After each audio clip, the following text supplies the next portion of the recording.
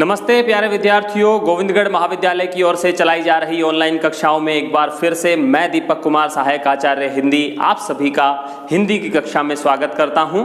और जैसा कि आप जानते हैं कि हम पिछले दिनों से बीए द्वितीय वर्ष के पाठ्यक्रम में जो बिंदु हमारे लिए निर्धारित किया गया है विश्वविद्यालय के द्वारा, उसमें से एक महत्वपूर्ण बिंदु है काव्य रीति का। काव्य रीति पर हम पूर्व में 5 वीडियोस बना चुके हैं, जो आप हमारे YouTube चैनल पर जाकर के प्लेलिस्ट में जाकर के हिंदी बीए द्वितीय वर्ष की जो प्लेलिस्ट है उसको जब आप क्लिक करेंगे तो एक साथ आप हमारे बीए द्वितीय वर्ष के सारी कक्षाओं के वीडियोस क्रमबद्ध रूप से देख सकते हैं, सुन सकते हैं।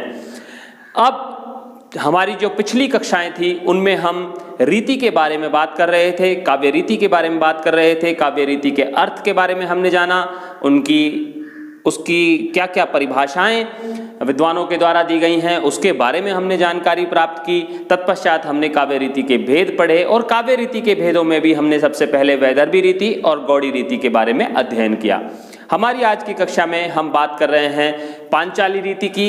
जैसे आपको जानकारी है कि वैदर्भी रीति महाराष्ट्र के विदर्भ क्षेत्र से संबंधित है, वैसे ही गौड़ी रीति बंगाल के गौड़ प्रदेश से संबंधित है। उसी प्रकार जो पांचाली और तीसरी रीति जो है, तीसरी महत्वपूर्ण रीति पांचाली रीति, यह है पांचाल क्षेत्र से संबंधित है। और जो पांचाल क्षेत्र है यह जो हमारा प्राचीन पंजाब, हिमाचल प्रदेश, हरियाणा का जो उत्तरी भाग था उस क्षेत्र में एक पांचाल जनपद नाम से एक जनपद हुआ करता था। जैसे अलवर में मत्स्य जनपद हुआ करता था और हरियाणा के क्षेत्र में और दिल्ली के निकट के जो क्षेत्र थे उसमें कुरु जनपद हुआ करता था। उसी प्रकार से पंजाब के क्षेत्र में, हिमाचल प्रदेश के क्षेत्र में या उत्तरी क्षेत्र में पांचाल जनपद हुआ करता था। उसी पांचाल जनपद में सबसे पहले इस रीति का प्रयोग किया गया, इसीलिए इस रीति का नाम पांचाली रीति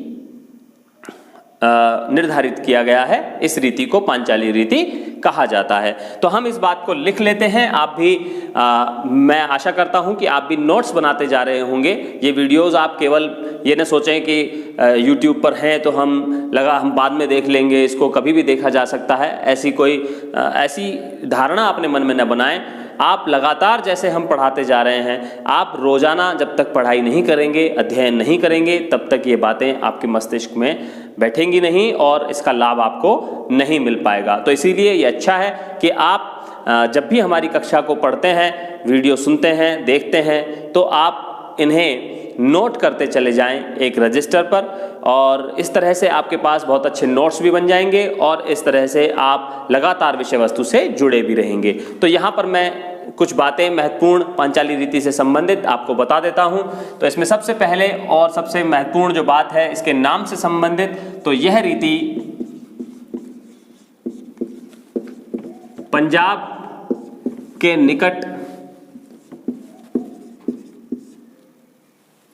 निकट के पांचाल क्षेत्र से संबंधित मानी जाती है। पांचाल क्षेत्र से संबंधित ये रीति मानी जाती है। अब पंजाब क्षेत्र से संबंधित मानी जाती है, पांचाली रीति है, लेकिन इसकी पहचान कैसे होगी? जब हमारे सामने इसकी कविता रख दी जाएगी तो हमें कैसे पता चलेगा कि इसमें पांचाली रीति है? तो इसके कुछ लक्षण भी निर्धारित किए गए हैं। और जिस तरह से आपने देखा कि वैदर्भी रीति माधुर्य गुण से संबंधित है और गौड़ी रीति ओज गुण से संबंधित है, तो एक प्रश्न हमारे मस्तिष्क में सहज ही उठता है कि यह रीति किससे संबंधित है। तो यहाँ ये बात ध्यान रखने की है कि यह रीति सभी गुणों से युक्त हो सकती है, इस अर्थ में कि जहाँ पर भी भाव बहुत अधिक प्रबल नहीं होंगे, जहाँ पर अगठित पदावली होगी, संरचना कुछ बहुत प्रगाढ़ नहीं होगी, संरचना जो है किसी भी कविता की वो बहुत बंधी हुई नहीं होगी, जहाँ शिथिल भाव व्यक्त हो रहे होंगे, वहाँ पर हम देखते हैं कि पांचाली रीति होती है। तो इसको हम थोड़ा सा बिंदुवार लिख लेते हैं। तो सबसे पहले जो आचार्य वामन हैं उन्होंने क्या कहा है इसके बारे में उसको हम देख लें। वैसे यह रीति कह दिया जाता है कि ये सभी गुणों से युक्त हो सकती है, लेकिन मुख्य रूप से सभी गुणों से युक्त रीति जो होती है वह वैदर्भी होती है, और यह रीति मुख्य तौर पर प्रसाद गुण से युक्त मानी जाती है। लेकिन वामन ने अपने 20 गुणों में से इसे केवल माधुर्य और सौकुमार्य जो गुण हैं 20 गुणों में से, उनसे इसका संबंध बताया है। और उन्होंने एक संस्कृत में एक श्लोक भी लिखा है इस संबंध में, वो ये है, वामन के अनुसार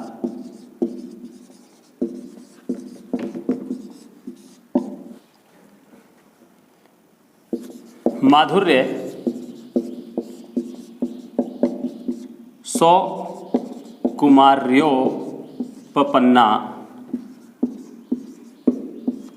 पांचाली। माधुर्य सौकुमार्योपपन्ना पांचाली अर्थात माधुर्य और सुकुमारता, माधुर्य का जो गुण है और सुकुमारता का जो गुण है वह पांचाली में व्यक्त होता है। पांचाली रीति मुख्यतः माधुर्य गुण और सौकुमार्य गुणों से युक्त मानी जाती है। ये जो माधुर्य और सुकुमार्य गुण हैं, ये गुण बताए गए हैं वामन के द्वारा। तो वामन ने माधुर्य गुण से और सुकुमार्यता से या सुकुमारता से या सौकुमार्य कुछ भी कह लीजिए, जो गुण है उससे इसका संबंध बताया है। साथ ही हम आगे चलते हैं और इसकी जो विशेषताएं हैं, इसके जो लक्षण हैं वो कौन से हैं। तो सबसे पहले तो जो कविता जो संरचनात्मक रूप से अगठित दिखाई पड़े, कुछ शिथिलता भावों में दिखाई पड़े, वहां पर हम मानते हैं कि वहां पांचाली रीति होती है। तो यहां पर देखें आप, यह रीति भाव शिथिल,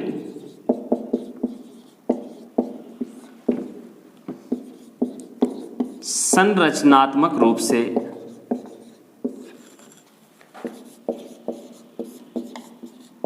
अगठित तथा मध्यम समासों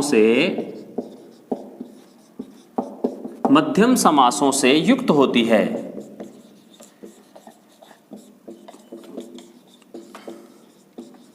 मध्यम समासों से युक्त होती है।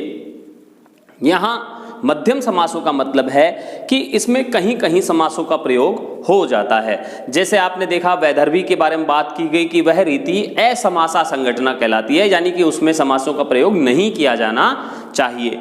और जब हमने बात की गौड़ी रीति, तो उसमें बड़े बड़े समासों का प्रयोग किया जाना चाहिए, यह उसके लिए विशेषता है। यहाँ उसके लिए जो विशेषता थी, वैदर्भी में समासों का प्रयोग करना दोष हो सकता है, तो वहीं गौड़ी में समासों का प्रयोग करना उसकी विशेषता हो सकता है। यहां पर पांचाली रीति में मध्यम समासों का प्रयोग किया जाता है, बीच के समासों का प्रयोग किया जाता है, छोटे छोटे समासों का प्रयोग यहां कर लिया जाता है। तो यहां पर बड़े समास नहीं होते और यह रीति समासों का अभाव भी इसमें नहीं देखने को मिलता है। तो यह रीति मुख्य रूप से जो गौड़ी और वैदर्भी रीति है, उन दोनों के बीच की रीति कही जा सकती है। तो आइए इसका एक उदाहरण हम देख लेते हैं इस रीति का ही, कि यह किस तरह की रचना में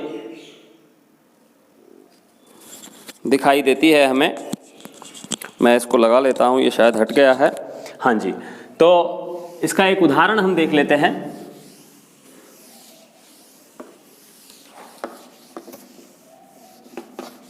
पांचाली रीति का उदाहरण एक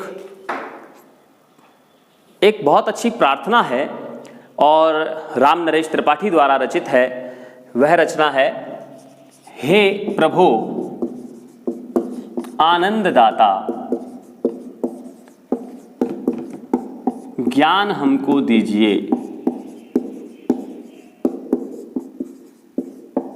हे प्रभु आनंददाता ज्ञान हमको दीजिए, शीघ्र सारे दुर्गुणों को दूर हमसे कीजिए। आगे भी है, लीजिए हमको शरण में हम सदाचारी बने।